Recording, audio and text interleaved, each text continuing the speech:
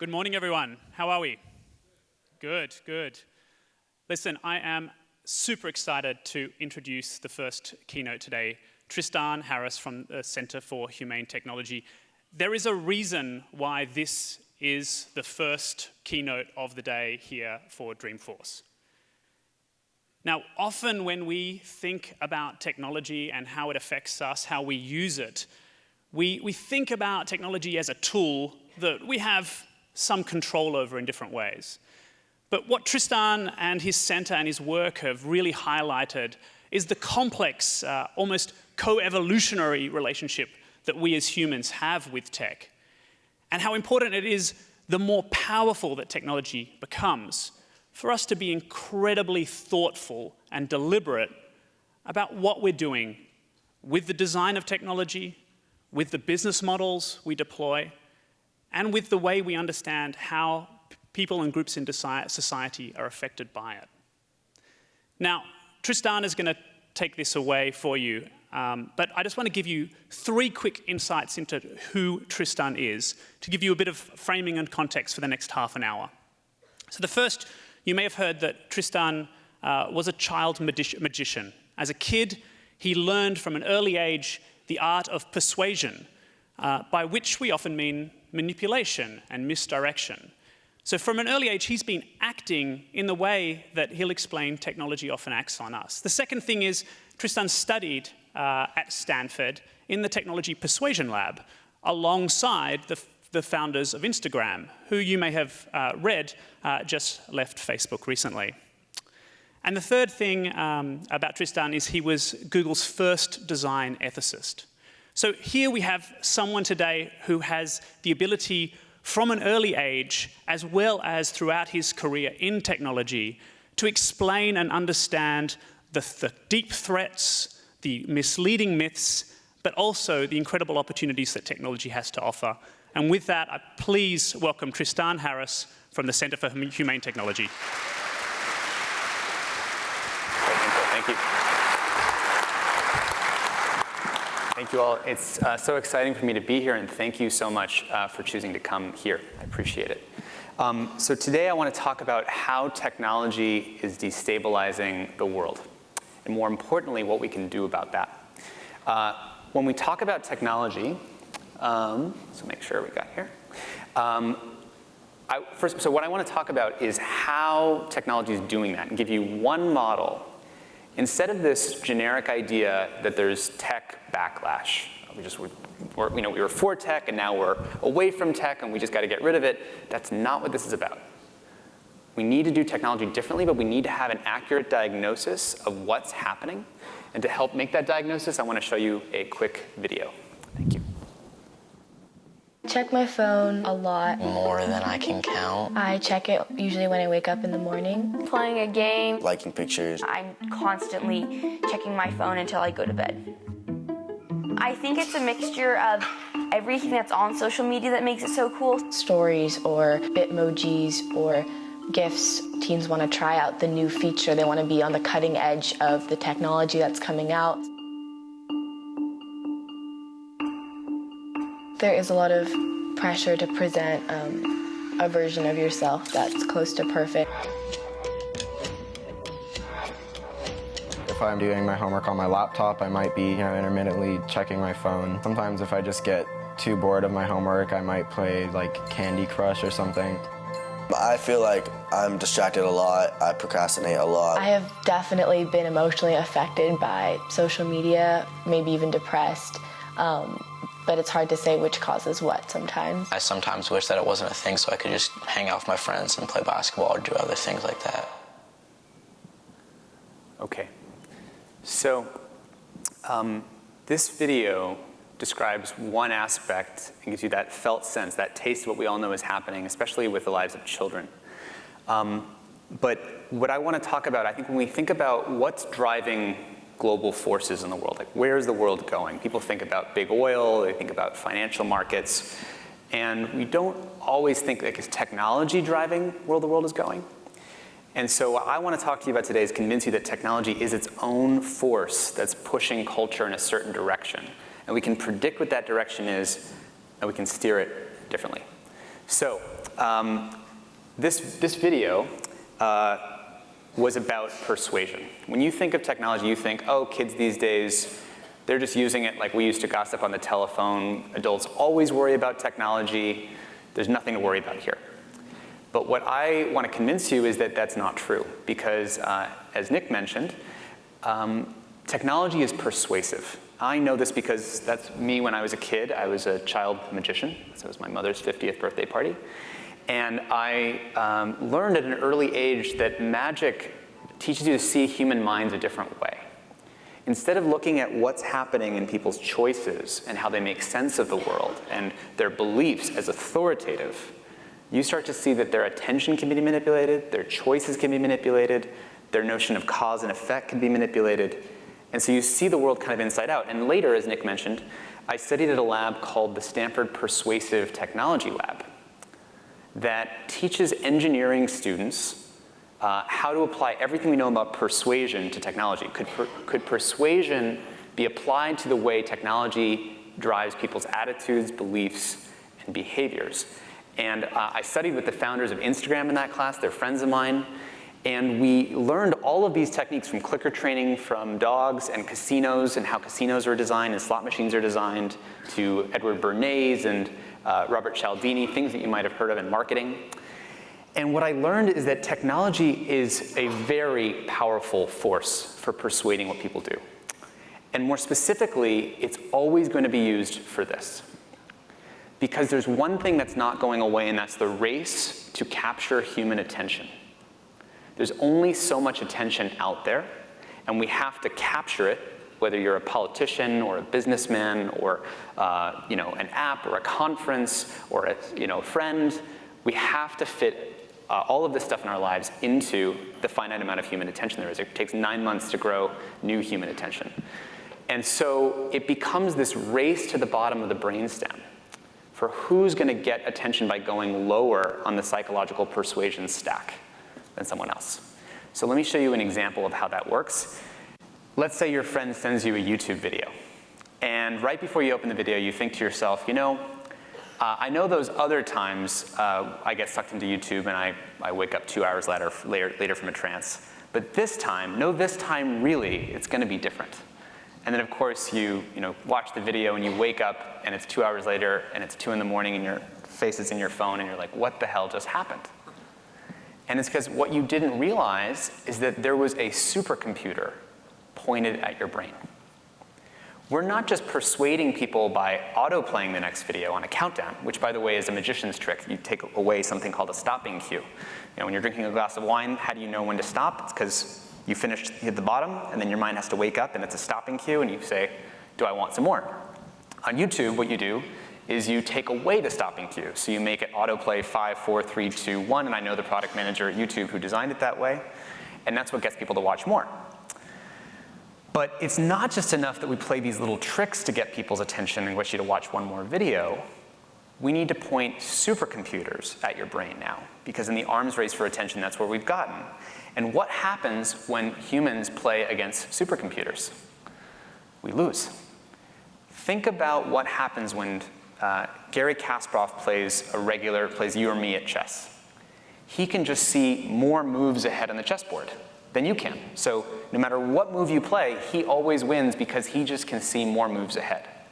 So when you land at YouTube, you think you're going to watch one video, but you're activating a supercomputer that's learned based on what 2 billion human animals have ever clicked on.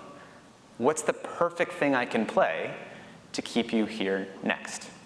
And it's so good now that 70% of what YouTube views and traffic is now based on the recommendations that an algorithm is providing. From the chief product officer at YouTube, YouTube's average watch time is now 60 minutes because of what our recommendation engines are putting in front of you. So technology, if you have 2 billion people jacked into this system, you now have this kind of digital Frankenstein who is basically steering the whole world's behavior, because there's 1.9 billion people who use YouTube. That's about the number of followers of Islam. So if you compare sort of sources of psychological influence and daily psychological influence, there's 2.2 billion users of Facebook. That's about the size of the followers of Christianity. Except there's no one home. Increasingly, algorithms are determining what people are thinking. And they have an intrinsic tilt or bias.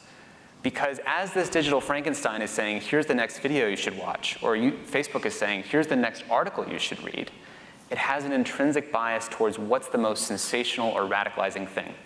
The Center for Humane Technology, our group, is a group of ex-technology insiders who worked at these companies. I was a design ethicist at Google. And one of our members, Guillaume Chaslet, is an ex-YouTube engineer who helped build the recommendation system. And what he found is that the recommendations intrinsically skew towards something more radicalizing. So if you start a teen girl at a dieting video on YouTube, the autoplay will be anorexia videos. Not because anyone at YouTube wanted that to happen, but because that was better at keeping people's attention. If you start someone at a 9/11, September 11th news video, all of the autoplay results are 9/11 conspiracies. If you start someone at a NASA moon landing, the autoplay is the UFO conspiracies and flat Earth. And so at scales of 1.9 billion people, YouTube is tilting the world towards what's most radicalizing. And no one at YouTube even knows the languages and cultures of the places they're impacting, including, by the way, at Facebook. If you join a Facebook group as a new mom, one of the really empowering uses of Facebook is you join a group for new mothers to trade advice with each other, right? And then earlier this year, Mark Zuckerberg said, we need to change Facebook's mission statement, this is actually last year, from making the world more open and connected to bringing the world closer together. And so he told his product managers, I want you to help recommend groups for people to join. I want to maximize the number of groups that people join. And so now we have an algorithm trying to predict, if you're a mom and you join this group, what's the perfect group I can recommend to you? And of course, what's a really engaging group for moms? The anti-vaccine conspiracy theory group. So mothers join that Facebook group for moms, and then it recommends, here's the anti-vax group. And if you join that, what are other engaging groups from there? You've got flat Earth, chemtrails, conspiracies, right? So we're sort of tilting the world, and it has real-world consequences. Because in places like Burma, how many engineers at Facebook or YouTube actually speak Burmese or Sri Lankan? And in Burma, where there's a genocide against the Rohingya Muslim minority group because of fake news being propagated on Facebook, this has real-world consequences. If you thought 9/11 conspiracy theories are bad in English, try taking a tour of 9/11 conspiracies in Arabic or any other market. So there's no one home guiding the puppet strings except for these Frankensteins, and it's tilting the world in these directions. The second is that technology is getting increasingly better at knowing us better than we know ourselves. This is Socrates, who said, know thyself. The YouTube example is one case. It knows that that video is going to work on keeping you there better than you know yourself. Increasingly, I don't even need to know, I can point a computer at your face and know your heart rate and stress level just by pointing a video camera and amplifying the pulse dilation to your blood in your face. You can pick up people's stress level. By pointing a camera at people's cognitive strain from their eye dilation, you can actually figure out how cognitively intensely they're working. If you thought Cambridge Analytica was bad, where you could basically steal personal data to figure out what would motivate people's political voting, right? Cambridge Analytica was about understanding people's personal political psychology. There's a new paper out from Gloria Mark at UC Irvine that just by tracking people's click patterns, you can predict the same things with 80% accuracy that you could get from Cambridge Analytica. In other words, I can know your political personality just by knowing what you click on. So technology knows increasingly more about us than we know ourselves, and it's used towards racing to manipulate our attention, and then increasingly, you can use it to manipulate the truth because technology knows how to fake out the limits of your human instincts. Which of these 4 video frames of Obama are real? None of them. They're all generated by something called deepfakes. And so increasingly, we're overwhelming the limits of the human mind-body system. if you saw what those kids were experiencing at the beginning. There's a limit to what it means to be inside of a mind-body meat suit. You know, same way a mouse has a limited intelligence and can only see so many moves ahead on the maze, there's a limit to how many moves ahead we can see in our lives, and what happens when we're distracted, and what happens when we dose ourselves with social validation from friends every 15 minutes. And so, what are we going to do about this? I have an idea. Let's go grayscale. Let's just grayscale our phones. Maybe that'll solve the problem. I'm joking because I was one of the people who helped popularize this idea. If you've heard of it, you can actually turn your phone grayscale, which basically reduces some of the addictive color rewards. But obviously, what we're talking about here is so much deeper than that. It would be like looking at climate change, where like the whole world is heating up and saying, oh, I know, let's ban plastic straws. We need to think more systemically than that, right? We're going to need to change the system. We're going to need to think more deeply about what's really going on here. And the metaphor I want to give you to introduce what that might look like is I kind of think we're at a period of human history is very much like the beginning of the space race. When we went to space, we were so excited about being able to get those rockets and those cameras out into space. We're taking pictures of the outer space world, right? And it actually took us 10 years before we turned the camera back at ourselves and took a photo of Earth. We were so excited, just like we're so obsessed with technology, we want to build the latest thing out there. We don't want to look at ourselves, right? So this photo in 1966 was the first, the first photo of Earth that basically the common people saw. And we later took this, the famous blue marble photo that helped us see the Earth for the first time. And this showed us the Earth's limits. That we were living on a finite planet with a finite ecosystem. It's hard to imagine now what it might have been like before we saw that photo. Earth is just a concept. We had to see it. And I think with technology, this is what we're doing now. E.O. Wilson said the problem with humanity today is we have Paleolithic instincts or emotions. We have medieval institutions, and we have godlike powers. So humane technology, what I want to talk to you about today, how we fix this problem, is going to start by, I don't know if you can see the gray there, looking at an honest appraisal of human nature. That the next phase of our evolution is doing the uncomfortable thing and looking back at ourselves. And seeing that, yes, we're vulnerable to social validation, yes, we're vulnerable to magician's tricks, and yes, we're vulnerable to supercomputers, and yes, we're vulnerable to algorithms that split test 66,000 variations of toxicity or hate speech to figure out what will animate our instincts. And the way we're going to fix this problem is having this more honest view of human nature. That instead of drilling attention out of people's brains to suck it out and going in this race to the bottom and extracting, that there's actually something to protect about how it works. So we want to realign technology with the 21st understanding of human nature. Instead of saying, you know, everything that happens inside of a mind and the authority of human feelings, the customer is always right, the voter knows best, if those things are up for manipulation, it's as if you debased the source of authority in a democratic society. So we're going to have to protect it. And that's going to mean a few things. Here's some examples. We're going to have to protect the way that kids develop their identities. You know, right now, there's these photos on Snapchat, there's these filters on Snapchat called beautification filters. Because you win in the attention economy if you're better at giving kids a way to beautify their self-image than if you don't. 2 photo sharing apps, one offers you beautification filters, they're going to win and outcompete against the one that doesn't offer that feature. But we're going to have to say, you know what? We don't want to do this to children. If you see the quote there, she said, "This is the cutest I've ever been and ever will be." So we got to stop screwing with kids' identity development. We got to stop screwing with streaks. If you're a parent and you know how this works, kids are duped into basically keeping up a streak of 154 days in a row with their friends. So we have to also protect against the mass manipulation of truth and realize that basically World War III is happening in information space, and many state and non-state actors are using this medium to promote propaganda, conspiracy theories, and change the entire belief system of a whole culture. We can do this also by understanding what does it mean to empower ourselves. So what's different about technology that's the kind we like to the technology that we don't? So back in the 1980s, when Steve Jobs was talking about what a Macintosh was about, he said it was a bicycle for our mind.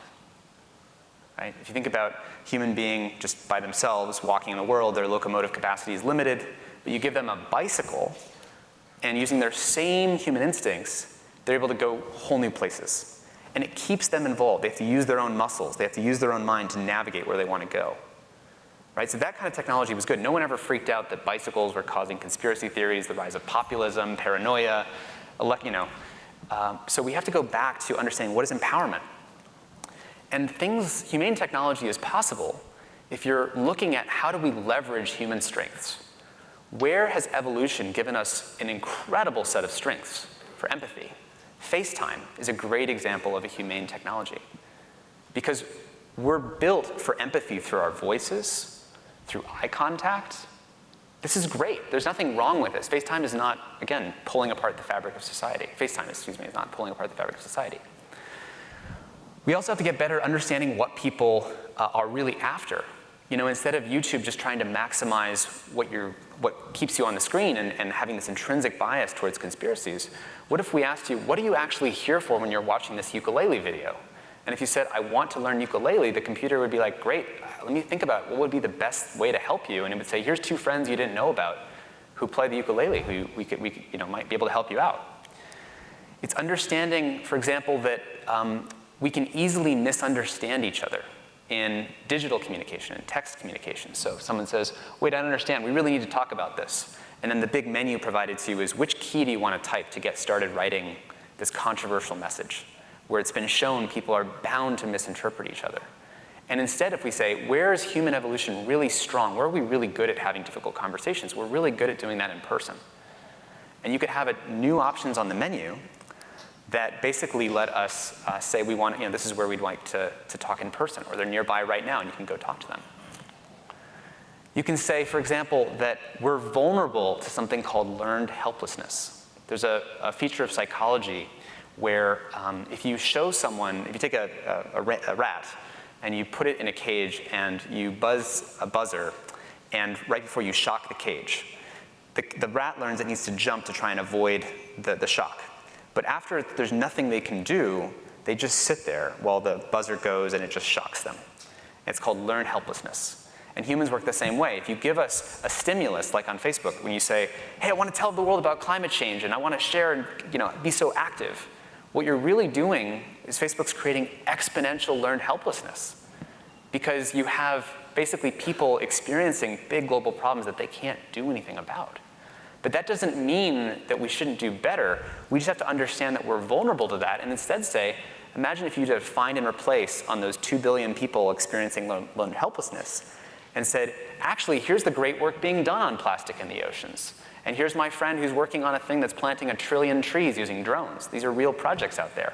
But you don't know about that because technology is just not honoring a sensitive and vulnerable view of human nature. So how are we actually going to transition to this? This might seem impossible. This goes against the business model of maximizing attention, right? Because these business models are whatever keeps people on the screen, and we have stock prices buoyed up by that. How would we ever change that? So we go about changing this with 4 different levers. So one is that no one actually wants this. It's very simple, right? Once you show people that this is how technology is driving the world, this race to the bottom of the brainstem to pull attention out of people, is that if you show everybody, including the employees, no one wants that future. No one is excited about that. So it's a collective mission to move from extractive, dirty, dirt-burning sort of attentional technology that offloads the externalities onto the balance sheet of society to this greener version. So if you activate the public, and especially parents, by activating the employees at tech companies who don't want this to happen, we've seen there's been enormous change when employees at the companies say, we don't want this for our own children, and we don't want this for our democracy. If you saw Nick mentioned just yesterday, the founders of Instagram, my friends from college who I haven't talked to about it yet, just resigned from Facebook. And I think that this is really a result of the fact that people don't want this system. They don't want this to be the way. And you can also activate pressure from governments. So when there's massive hearings, it actually helps create the system. And you have to show, the fourth thing, that there are alternative, humane ways to do it. That if you start with a vulnerable and compassionate view of human nature, you can fix it. And now I want to show you why this has actually been working. This is not just hypothetical. We've been working on this for a long time, and there's a lot of people in this conversation. New survey just came out. 72% of teens think that they're being manipulated by technology. This just came out a few weeks ago. Common Sense Media did a survey, 13 to 17-year-olds believe they're being manipulated by technology. It's much like the cigarettes, where it wasn't about telling people this is bad for you. It was about recognizing that they knew it was manipulative and addictive, and they didn't do anything about it. Second is we've been incubating this concept called time well spent, which The Verge wrote about, saying the time well spent debate is over, time well spent won. Why did they say that? Because Mark Zuckerberg earlier this year said our big focus for 2018 is making sure that the time we all spend on Facebook is time well spent. Our ideas have actually infected the very minds of the people that are running the industry. So Facebook has made moves, small baby step moves in this direction. Just a few days ago, last week in fact, Apple just announced screen time limiting features with iOS 12, so people can actually limit some of their screen time. Google Wellbeing just launched a digital well-being initiative to help people limit their screen time. These are the tiniest, tiniest baby steps in the right direction. They don't solve conspiracy theories. They don't solve exponential learned helplessness. They don't solve the whole distraction problem. But now companies are saying it's our responsibility, and it's now a race to the top for who can care more about the fabric of society. And of course, if you said a year ago to me, 1 year from now, Mark Zuckerberg's going to be testifying before Congress, I would have never believed you. So this change is happening through awareness alone. When you go out there and you talk about this problem and you say this is not the world we want and there's a different way to do it, it actually matters. And this is the world we can create with humane technology. For this world to happen, we do need everyone's help. It will take all of us. It'll take parents to message their friends who are inside of the tech companies. It'll take kids talking to their parents about these issues. It'll take policymakers. It'll take the media. But everyone can be a part of this transition. And we need your help so that we can stop exploiting human nature and put humanity's best interests first. Thank you.